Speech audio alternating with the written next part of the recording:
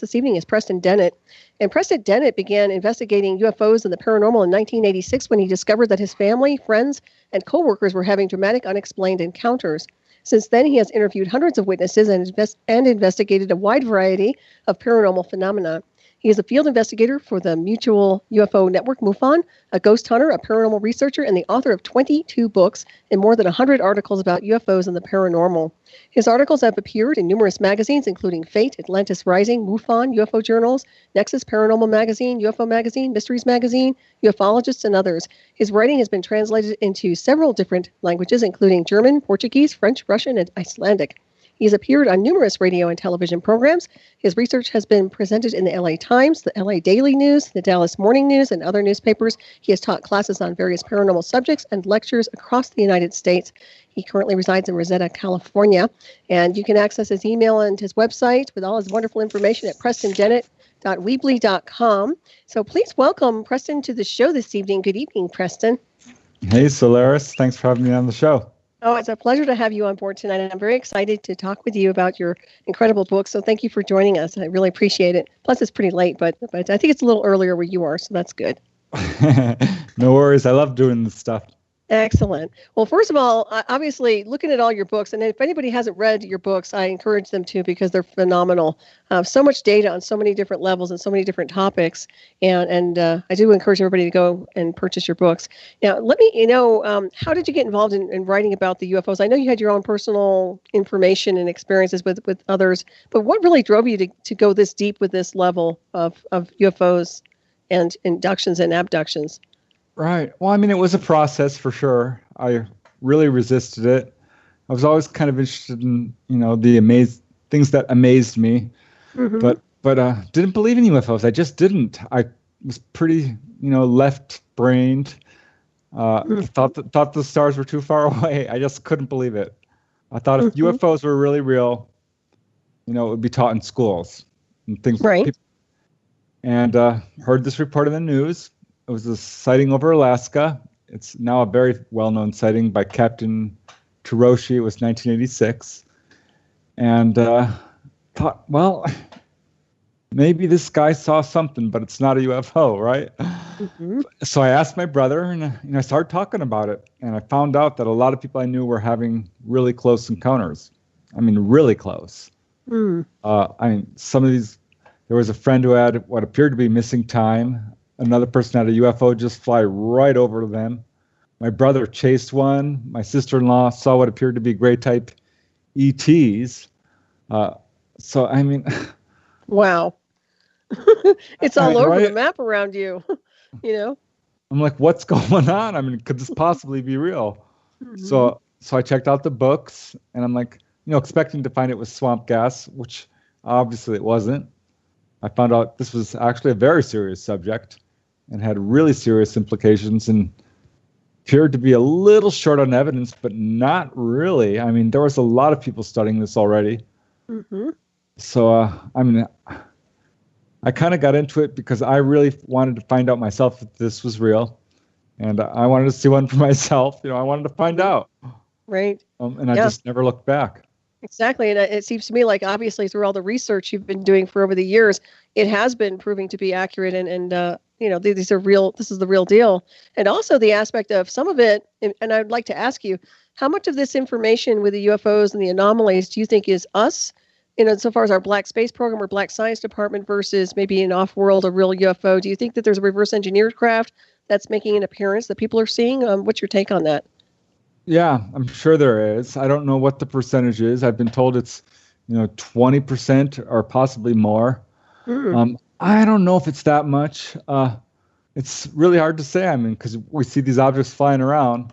Right. Now, if it's right over an Air Force base, I'm like, or Area 51. I think a number of those are most likely human piloted. Right. Yeah, I get that too. I think so too. But it seems like it's extremely active in Colorado. And what's interesting, and I love your books, by the way, and I want to thank you for sending them over to me. But the UFOs over Colorado was just mind-blowing for me because I really didn't have any idea how much activity was here. I'm in tune to a lot of energies, but I've been through my own experiences like I was touching on before the show, but I had no idea. This is phenomenal. I mean, there's stuff in here that's really amazing to me. Yeah, well, I mean, there's the Cheyenne Mountain Complex there, which tracks everything that goes in and out. Colorado Springs, which is huge and got all kinds of stuff going on there. Aurora, Colorado, another base near there. I didn't realize that. Yeah, there's a lot over there, isn't there? So I think that's one of the attractions for sure. There's different UFO attractors. Colorado's interesting. It's got something some states, don't really have, which is one of the major hotspots in the United States. See, I didn't realize that. Go ahead. Yeah, there's probably about a half dozen. I'm kind of just guessing here and going on, what I know and what I've researched. But, there's Hudson Valley, upstate New York, a lot of activity there. Gulf Breeze had a strong wave. I know Topanga Canyon, the Santa Monica Mountains has. Yeah, I've heard that. But we're looking at the San Luis Valley here, in southern Colorado. And for sure, this is a major UFO hotspot. Very interesting. Yeah, well, I was just at the UFO Watchtower events. That was really neat. I was doing a presentation up there. Yeah, I wish you had gone there. That was fun. It was a lot of fun. But yeah, I can see that there would be a lot of activity out there. We did have some interesting anomalies, not UFOs, but we had some interesting things happen in the bed and breakfast. So energetically speaking and supernatural oriented. But yeah. Well, I wrote about that in the UFOs over Colorado. Judy Messeline and her how she decided to finally throw up her hands and just join the party and say, you know what, let's just build this thing. Isn't that funny? And it really worked out. It's amazing. I included some of the encounters in the book because it's actually kind of pioneering. She's the first one who really did that, and with such success at least. Yeah, I agree. You know what's really interesting? I think this was going to be her last year too, and I really hope that's not the case because I really enjoyed being over there. But we'll see what happens. But yeah, now I appreciate all the information you put in this book and the highlights of the wonderful people that have really been an inspiration insofar as just putting us on the map, to some degree. But what really stands out with you, when I look at this town, like say, for example, Boulder's a real hotspot for people who are into New Age and mysticism. So I'm wondering, do you think there's a correlation between spirituality and what attracts UFO activity? To a certain extent, that's certainly a pattern I've noticed in terms of people who've had extensive contact. If they don't have a strong, spiritual life, they certainly are awakened spiritually as a result of their experiences. Right. So, sometimes it comes first, sometimes after. But yeah, absolutely. I mean, there's a very strong spiritual component to all this. Consciousness component. People feel like, the way my sister-in-law put it was, I think, a really good single phrase, which I've heard a few times. The first time she saw these gray type ETs, she's walking along. This is in Van Nuys, one evening in the 1970s. And she's near her home. It's late at night. She's walking by Stagg Street Elementary School. And there are these floodlights right in front of the school. And she has her dog with her. And she's looking. She sees what she thought were two kids. But they weren't. They had, bald heads. And they looked identical. And had very white skin and were wearing green jumpsuits. Oh, geez. And she's like, that's exactly what she thought. And she walks, 10 feet close to them and looks at them and gets the biggest shock of her life. And she says, it was like being woken up when you're awake, already awake. And so that's kind of my point. There's an expansion of consciousness that goes with experiencing this phenomena. I agree. Yeah, do you think that has something to do with the vibration of the person? So when they're expanding consciousness, their vibration's changing, and maybe they're able to see a different dimensional field with these species? Boy, you put that perfectly, because I think these species are vibrating at a higher frequency, and that does raise your vibration, and this can lead to some of the amnesia problems that people are having. Right. Yeah. As well as the ETs purposefully, imposing an amnesia, which I think does happen. I agree. Then I also wonder how much of the dirty electricity factors into people having memory loss as well. So you have a collision between energies. We're talking about frequency, but then we have the manufactured stuff that, in my opinion, I don't think it's necessarily healthy. So then we have the higher frequencies and then that, and I'm wondering how much interference creates kind of an inertia with people also, that they just get kind of lulled and forget. But it seems like this world it's like all these layers are peeling away, and we're being shown all these dimensional fields. I think it's fascinating, and I love the way you put all this information into the books, because it's nice to have testimonies and documentation of these events. Very, very fascinating. Right. Well, I mean, if you read the account, the UFOs over Colorado book, and I've written in a bunch on other states, California, New York, I saw, yeah. Arizona, New Mexico, Nevada. But I have a section on sightings, of course, and landings and face-to-face encounters, but one also on, face-to-face contact and onboard experiences. Right. And yeah, I mean, these are the messages you're getting. People absolutely come away from these experiences spiritually transformed. And they've got these messages warning people of it's pretty consistent about warning people of disasters, upcoming disasters, and things like this. Mm-hmm. Right. Yeah, it seems to me like it is a lesson. There's no doubt about it. There's something to be learned. Then, of course, the people out there now that are talking about this, it seems like a lot of people, I say quite a few people are contactees or have had some kind of experience with some kind of a supernatural force or a UFO or something. So that to me, I don't think is a coincidence. Right. And there's another message. I mean, this is something I've heard a number of times, that the world is moving into the fifth dimension. Mm-hmm. Which, I never can quite wrap my head around, to be perfectly honest. But I'm thinking this is what comes with that would be an increase in what we would quote paranormal phenomena, such as telepathy, or, the whole range, levitation, seeing ghosts. Exactly. Out-of-body experiences, precognition. All these things are actually, a natural human ability. I agree with that. Yeah, totally. I think we're naturally multidimensional, which is beyond the fifth dimension, but we get limited here on this illusion of a world because of all the interference in the technology and social engineering. That's my own impression anyway. That's why I see it. But yeah, I could see that. And I do think that many, many people are so psychic and switched on that they really do experience a lot of different things that are beyond the mainstream norm, so to speak. So yeah, I'm glad that you've documented all of this. Now, where you are, how much activity do you get around your location? Well, I'm here in Reseda, California, which is, San Fernando Valley. There's definitely activity here. I would say the most active areas, as I mentioned earlier, the Santa Monica Mountain Range, which does seem to be a hot spot if you want to see UFO. Well, actually, particularly off the coast there. The subject of my latest book, Undersea UFO Base, is all about sightings in this area, which occur. There's a couple of really well-documented sightings, certainly, every year off the coast here. But a lot more than that, because, most people don't report their sightings, 1 in 100 maybe. So when you hear one sighting, well, there's actually a lot more going on than just one. Exactly. Yeah, no doubt about that one. And that's interesting. So what do you think the attraction is over there in Santa Monica with that mountain range? What do you think energetically is creating that? Energetically, that's a great question. That's not usually an angle I approach it from, because I'm thinking, well, an undersea UFO base. But certainly I've looked at the energetic angle. There's a big state park there. It's one of the most, it's the second largest inner city state park, to my understanding, in the world. Wow. There's Griffith State Park, which is actually nearby. So what we're looking at is a very large wilderness area, surrounded by an awful lot of people. Right. I know that it's seismically not very active. It's got some weird magnetic normalcies to it. It's not magnetic at all for some reason. Interesting. It's got huge quartz deposits. Ooh, okay. Which might be a factor. It's one of the few transverse ranges in this area in the United States. Most mountain ranges run the other way.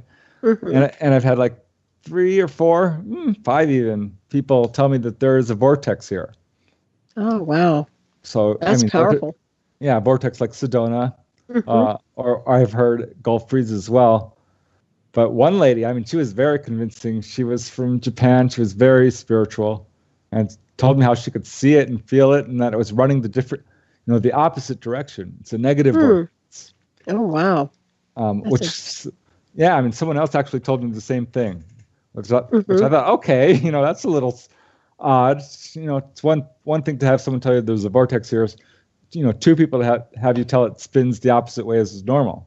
Yeah, it's confirmed. So does that mean it's going counterclockwise? Did she Right. say? Okay. I'm I was just assuming, curious. yeah.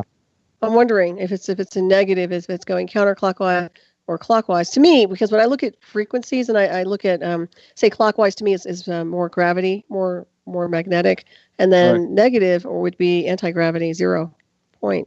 That's just the way I'm wired. But go ahead. I've grown up in that area, Topanga Canyon. It's a beautiful area, and yeah, you can feel a life force there that's different from perhaps other areas. I always just put it to the whole natural aspect of it. But it's a huge kind of almost I guess vortex is the best way to put it, where a lot of change has happened in the world. There was a pretty important community and sort of a pioneer of the New Age. It was the first nudist colony ever that was there. And, really? Wow. In that area. And, things like that. It was a very spiritual community for a very long time. Right. Yeah, I've heard all kinds of stories about Topanga Canyon. Yeah, there's no doubt. So there must be something big going on over there. And when you mentioned the quartz deposits, that to me is such a conductor of energy. And so that would amplify an awful lot. Very, very interesting. Wow. Yeah.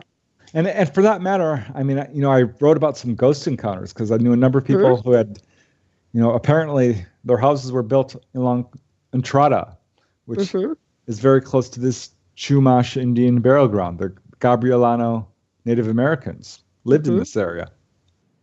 And some of these houses were apparently built right on or along this burial ground and had a bunch of hauntings. And I ended up interviewing, a good half dozen people. Well, I later spoke at a community house meeting, and gosh, I must have gotten 20 other people coming up telling me stories about ghost activity in this area. And I'm very like, wow. Interesting. Yeah, so what I realized is here we have a pattern which is actually saw in the San Luis Valley. Christopher O'Brien, he's the main researcher, Chris O'Brien, of that area, and he wrote a series of books, and the second one was all about the more spiritual kind of miracles and weird events that happened there. Wow, very interesting. Can you give some examples of some of the haunting signatures? Well, here in the Topanga Canyon area, absolutely. There was one house, they kept hearing what sounded like furniture being moved every night. They go to bed and and they're like, well, that's strange, And one time they were in the living room and this pillow just lifts up off the living room couch and flies across the room all by itself. Wow. And that's not like earthquake activity or anything like we could explain logically. Oh, no. I mean, this pillow levitated. She says it was absolutely. Oh, geez. Oh, that's wild. And that's interesting. The more interesting stories were the ones I heard, after I spoke about this. Because there were some neighbors who told me about having full-blown color apparitions parading through their house of old-time cowboys and Indians type of things. Really? With a whole shootout and a complete dramatic scene in one case. Another person felt that they were being stalked by really angry Native Americans who were concerned that they were invading a sacred area. It turns out this area was this kind of a meeting place for the Gabrielano Indians. It was held sacred. Wow. So perhaps there's something to speak towards that. Oh, yeah, definitely. But my point is the veil, between the worlds, so to speak, or the moving into the fifth dimension. I mean, this is what we're seeing. There's certain areas where it's not just UFOs. There's cryptozoological stuff as well, and ghosts, and religious miracles even, and that's amazing. Weird stuff. I wonder why it's only certain areas. It would be interesting to see if this was just global all of a sudden, where it just kind of bled through to everything. Because it looks to me, it sounds like a parallel bleed through, where there's a different reality coming through. But then I'm asking, these spirits or these beings are aware of our presence, right? Or the people that are occupying the house. So there's an interaction there, right? I think in a number of cases, some not. They're just kind of replays. There's different types of hauntings. Right. You know what I mean? Yeah, like the residuals. Oh, wow. That's interesting. Right, but in go ahead. either case, it's the same sort of phenomena. This sort of raising a vibration, maybe, or the It's evidence. Yeah. Whatever it is, it's evidence that there are other dimensions. Correct. Yeah, I agree. Yeah, we're like side by side, right next to this kind of astral dimension. Mm-hmm.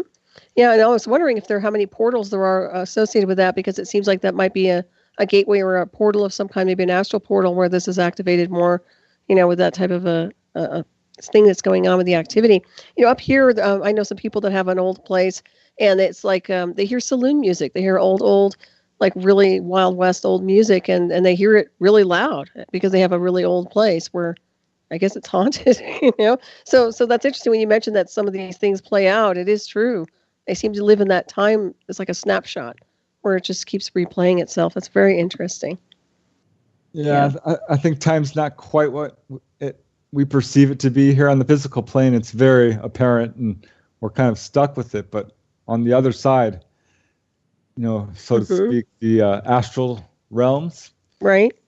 Which is where the UFOs, in essence, are traveling to and from, to some degree at least. I mean, time is different there. If you can, the equation, rate times time equals distance. Mm-hmm. Well, if there is no such thing as distance, which there really isn't on the astral planes, it kind of collapses time. Correct. Yeah, I always say there's no such thing as time. It's a benchmark of measure. So we're dealing with consciousness in motion, in my opinion. And then we talk about the frequencies. You know what else it reminds me of? It's like holographic imprinting on a timeline. In other words, some of the imagery that people are capturing, it seems to me like it's just a memory from the hologram, from the holographic world, from our holographic planet that perhaps is showing itself. I don't know. I'm just theorizing, but it's very interesting. But I look at everything as holographic too in this world. I don't know if you see it like that at all. Do you see this world as holographic to some degree? Well, yeah, I do. I mean, I had a huge spiritual awakening when I started investigating UFOs. It was came hand in hand. It sort of started when my mom died, actually. I started investigating UFOs in 1986. My mother died in 1984. I was very skeptical. I saw her ghost. I thought, okay, I've lost it. I'm obviously hallucinating. I got very interested in dreams, and I got interested eventually in lucid dreaming and then out-of-body travel. And I actually took it up. I learned how to do it seriously. And so I became very connected to that whole thing. And it caused a huge awakening. I had a lot of psychic experiences as a result. And I don't think it was a coincidence, because this is a pattern I've seen with people who've had contact. Right. I agree with you on that one, too. That's interesting. So you're pretty good at astral projection. Do you still travel a lot? I do. It's not something I can control super well. Certainly not like Robert Monroe. But I've been able to do, whatever I've tried to do, and, really had a lot of fun with it. Absolutely. Very nice. Have, once or twice a month. Really? That's awesome. That's really good, because I used to astral project when I was younger, and then after I was inducted, it became different. It seemed like there were like shadow Men in Black type energies around me. So it was more limitation oriented. It wasn't as free. So that's very interesting. So I'm glad you're doing that, because a lot of people don't. They don't seem to astral project as much as I know we're capable of. And I do. It feels very liberating. I do love the feeling. It's very nice.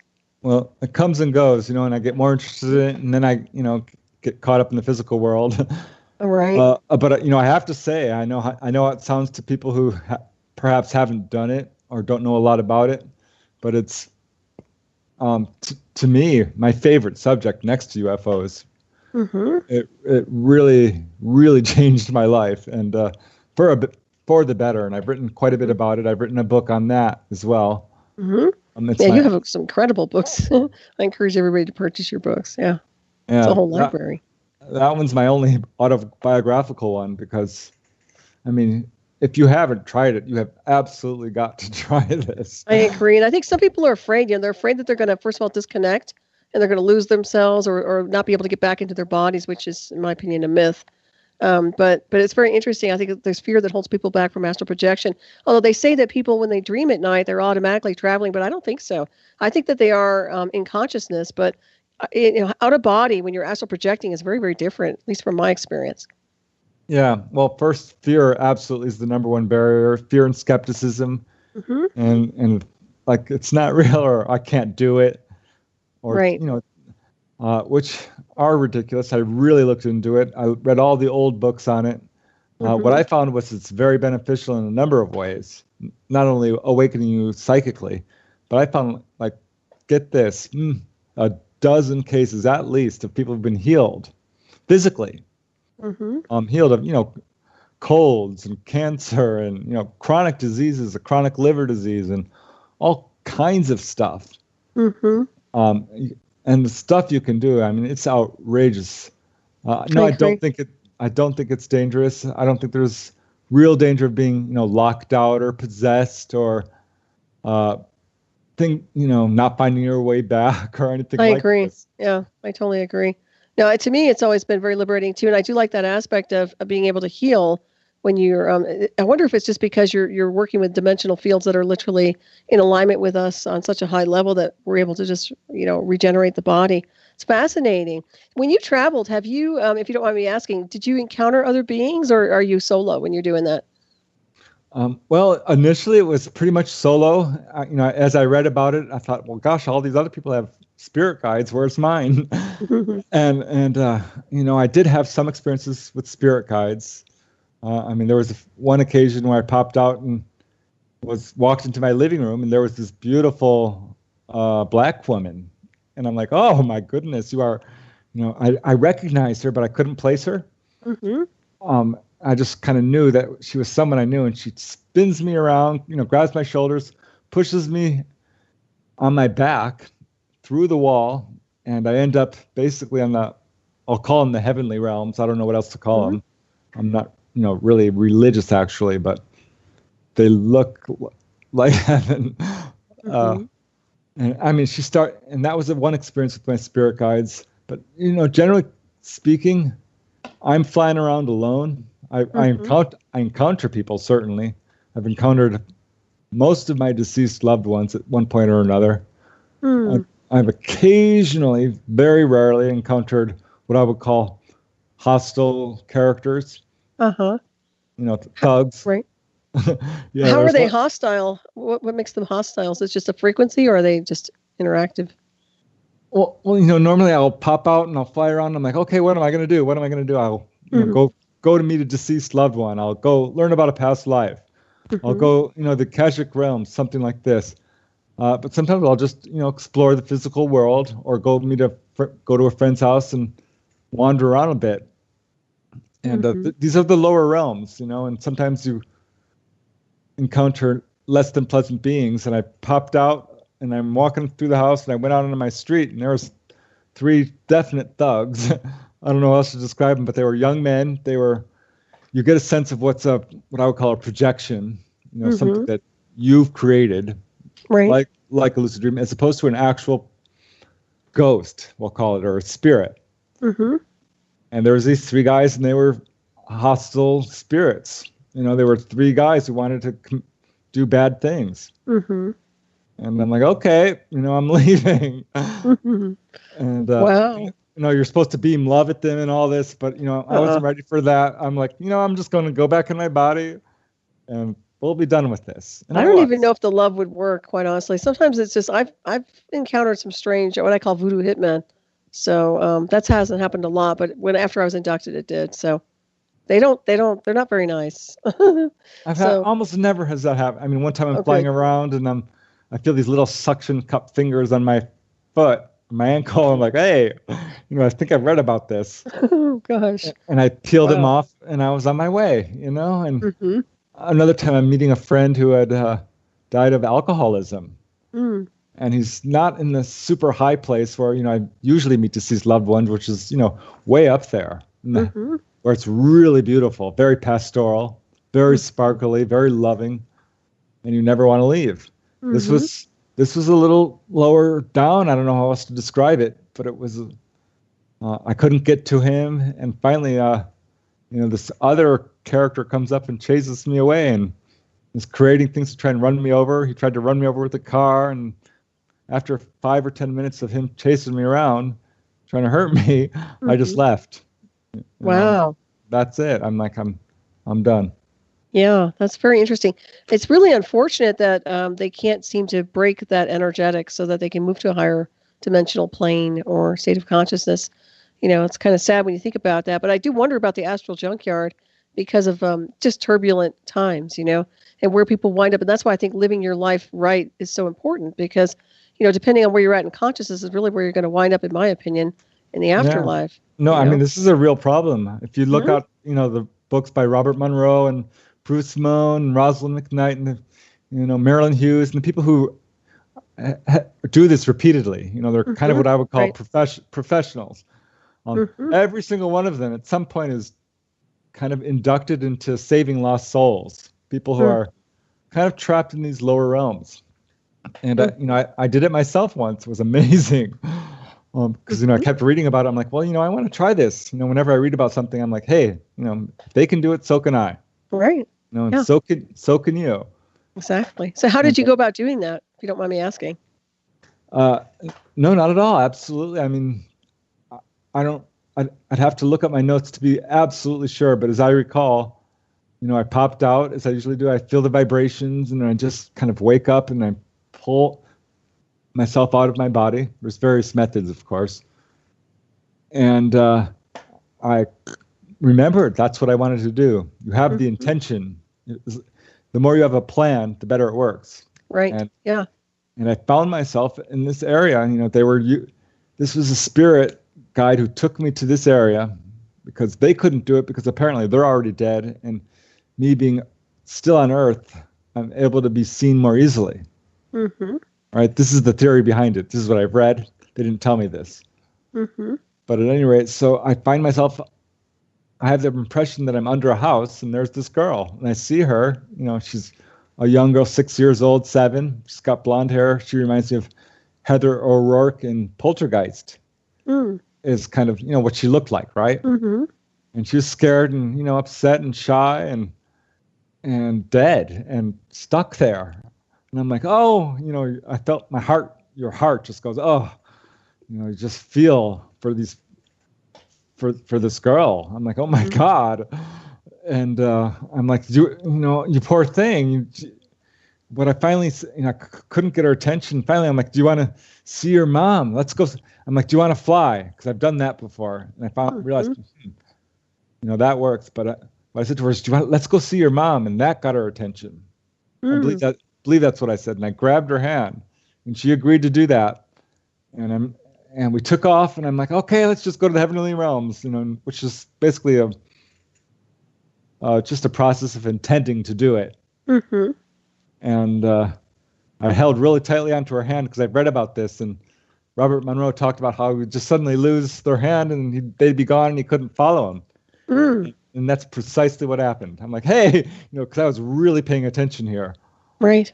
And, But yeah, I did it. I'm like, wow, I did it. And I looked back and I'm like, hey, I've done this before. Looking back at some of my other experiences, I didn't realize quite what I was doing.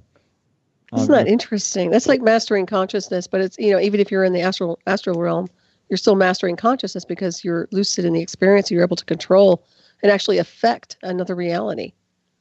Right. I've taught workshops on this.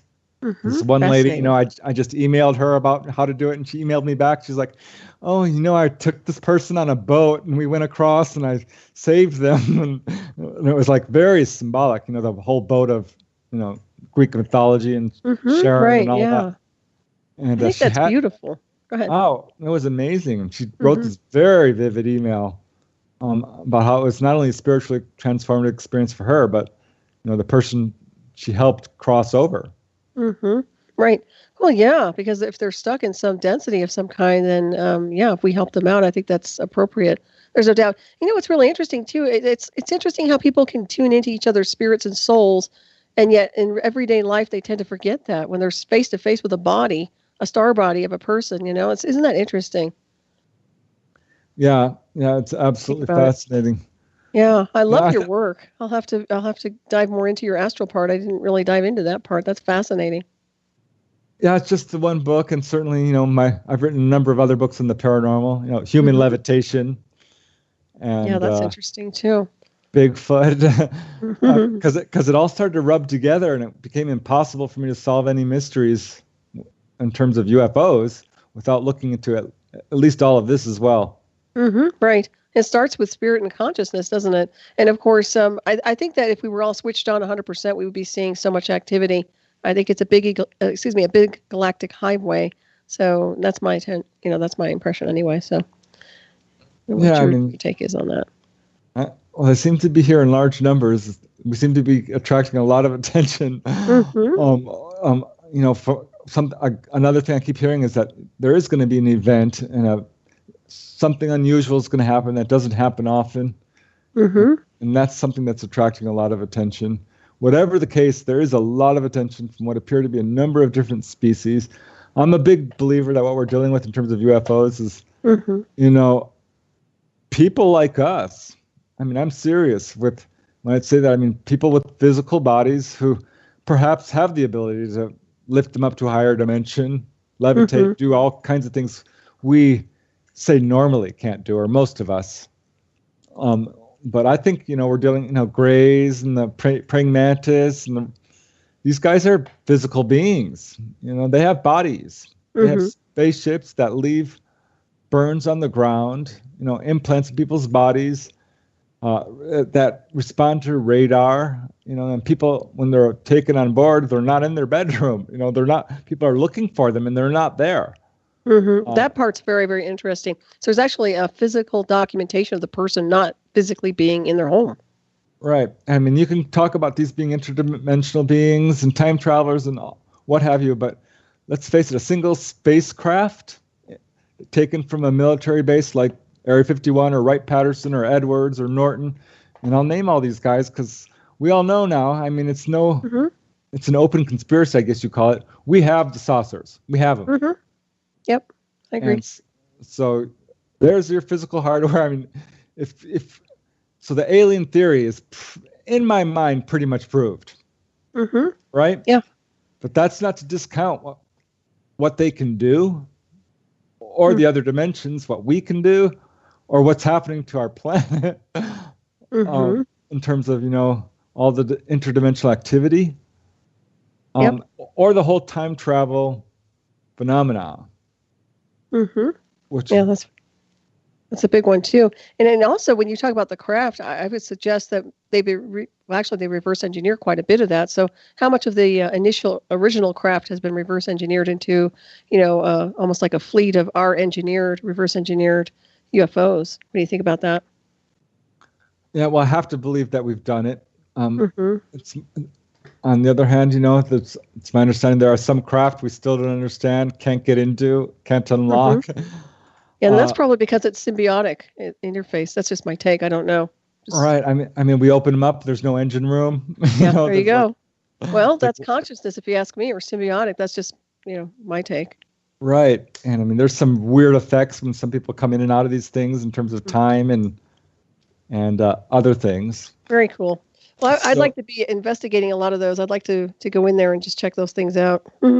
I know. I mean, there's some of these craft they're 20, 30 feet across, from the outside. You walk inside, looks like a frickin' gymnasium. That's what I've heard. Yeah.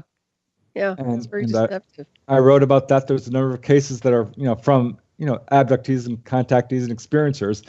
But there's some from crashed UFOs, from, Leonard Stringfield, the UFO crash retrieval expert, pioneer guy, had a case just like that. So That's these guys amazing. Can control space, which means they can control time. Right. Oh, very, very interesting. Yeah, it's definitely a frequency thing then. It has to be. Very, very interesting. Mastering all those dimensional fields. Wow. And my impression with the black triangles, and I would like your insight on this, what your take is. Do you think those are actually our engineered design, or do you think they were originally from someplace else? Well, I'm guessing there's both. And I think there's a real problem here that we have, which is, who's flying these things around? Right. Yeah. I mean, take the Phoenix Lights. I can't believe that that's us.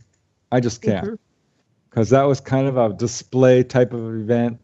Something that I feel like they did to raise consciousness and let people know that we're here. And something that can't be denied.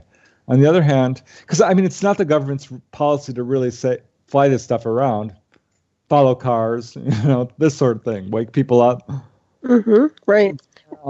But some of this stuff, like I said, mentioned earlier, it's got to be military. I mean, we are flying this stuff around. We're probably going to other planets. There's probably a secret space race.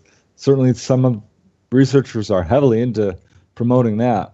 Mm-hmm. The Black Space Program. Yeah, I'm sure of that too. It's all in the underground. It's interesting. Has anybody ever seen any occupants with that particular one, that sighting with the Phoenix Lights, for example? Were there anything? Did anybody notice anything inside? There were a few cases. This is my understanding, according to Dr. Kitai. There were a few cases of occupants. As far as I know, no one was abducted that night. Mm-hmm.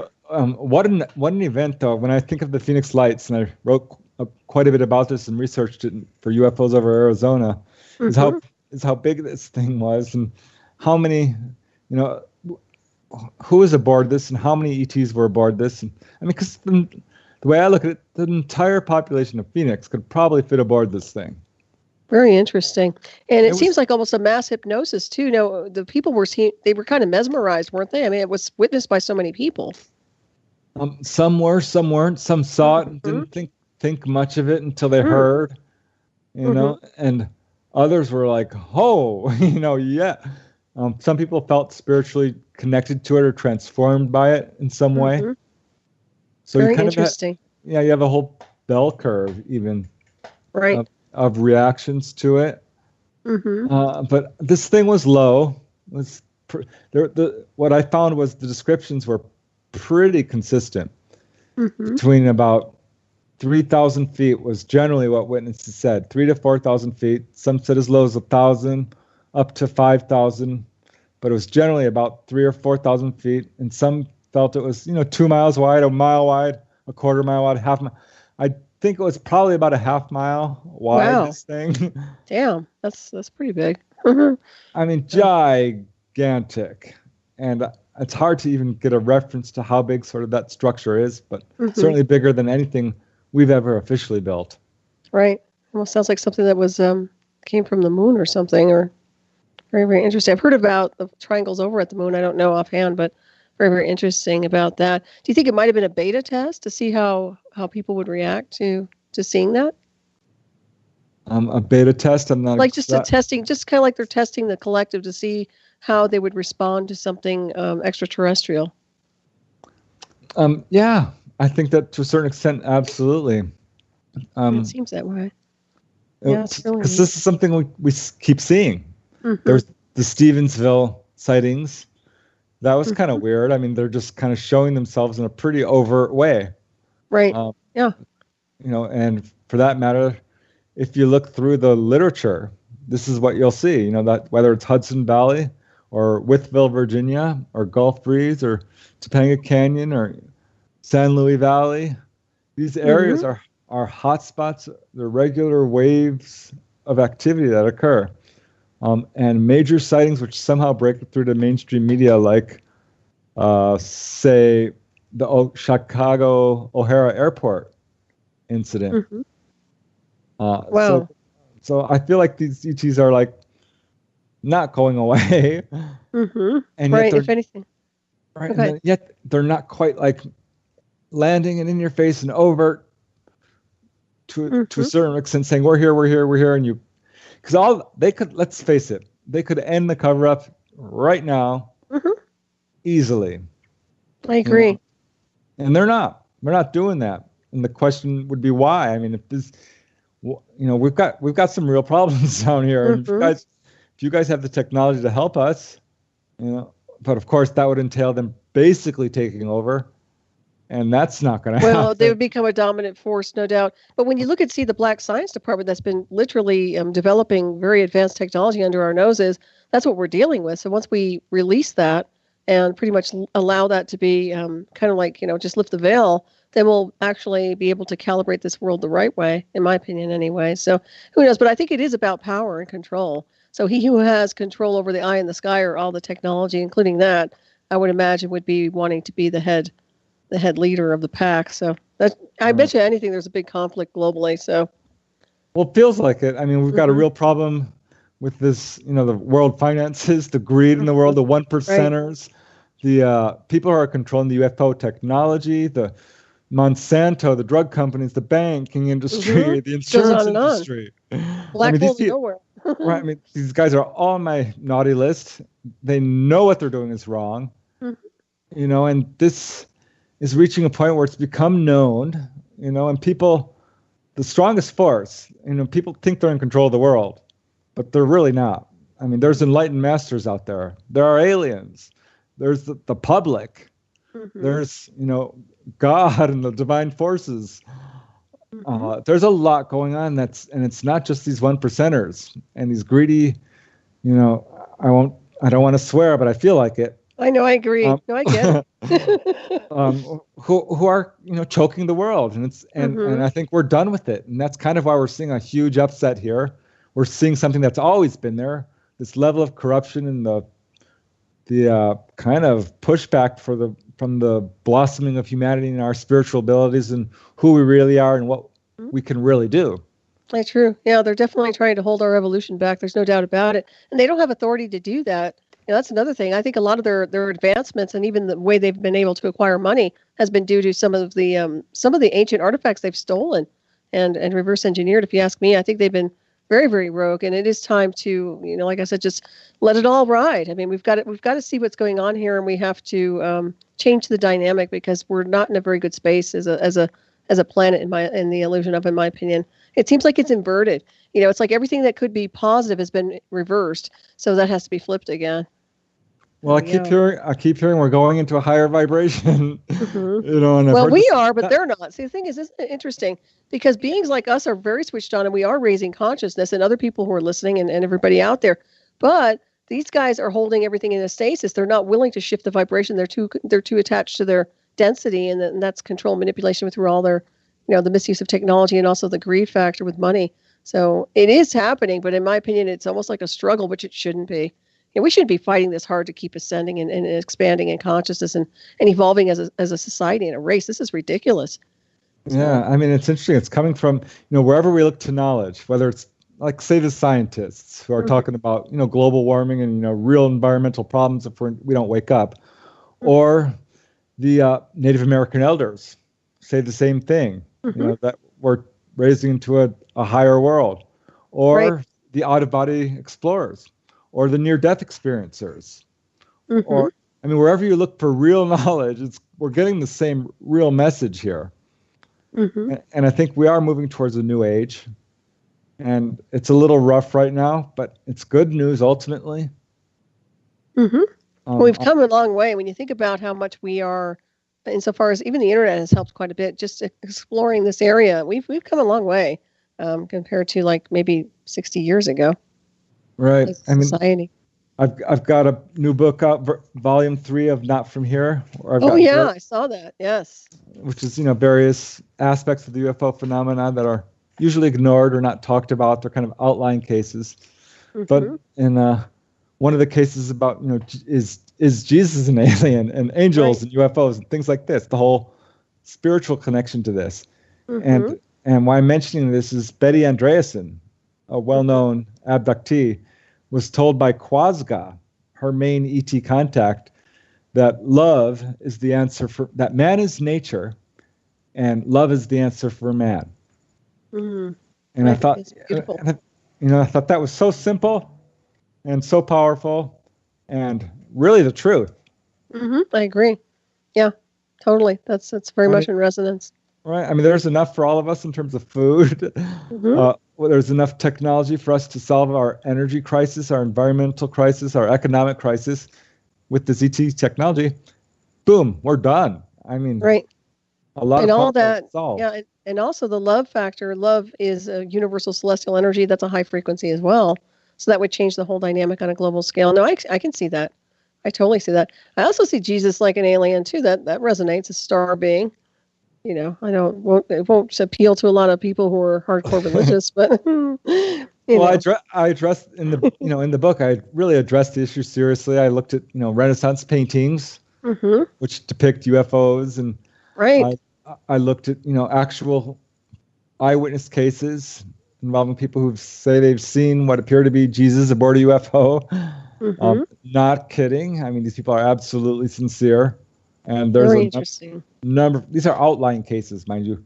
What I would call almost statistically insignificant. But if you're going to solve mysteries, you have to review all the evidence and let the chips fall where they may. I agree.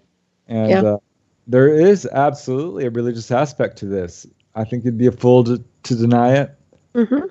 I don't know exactly what's going on here. But yeah, I mean, angels, demons, ghosts, Bigfoot. There's a real wide variety of supernatural creatures. And I think it's a mistake to lump this all into one phenomenon and say, this is, one thing. I mean, it's the universe, and the universe responds to you, but it has all these different aspects, which are truly separate, and to our perception, at least. Right, and it gets back to the hologram too, and how we program the hologram, because we are holographic, and this world is holographic. We're projecting an imagery due to our belief systems, so that's part of it as well. I'm sure it correlates somewhere in there. Yeah. I mean, when you go out of body, I mean, like The Matrix was a real popular movie because it kind of depicted this idea better than anyone had before. And that was a great film. When you go out of body and you think something. And it appears before you in perfect color. I mean, you can create a glass of orange juice, a typewriter, your garage. These are all things that have happened to me. See, I believe that's how we're supposed to be actually normally functioning. So, literally that's how we're supposed to navigate. So that's why I say this density here doesn't seem to fit right because of the control factors, the stasis that they've created around that. But that to me is the norm, which you just described. Yeah, well, the whole Earth school seems to be a pretty rough place. Seems to be a very big distortion. but we're learning. We learn a lot here. I mean, I think there's a lot of reasons people come down. I mean, we're projecting down to Earth. I think there's the perception that I'm doing astral projection. I'm like, well, it's the reverse. And you're so right. We're going to get back into that in a second here. Everybody listen to Ravenstar's Witching Hour. I'm your host, Solaris BlueRaven. My wonderful guest tonight is Preston Dennett. We'll be right back. Stay tuned.